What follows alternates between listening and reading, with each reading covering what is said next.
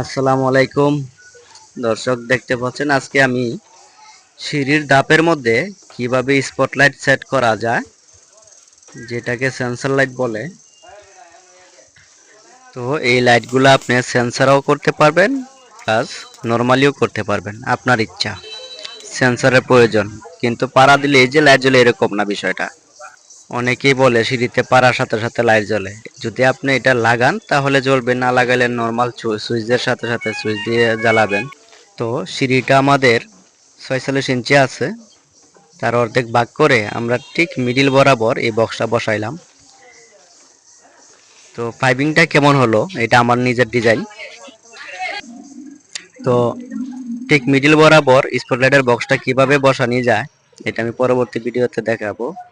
এখন হাতে সময় কম ছিল, তো তাই ভিডিওটা দেখাতে পারি নাই সম্পূর্ণ।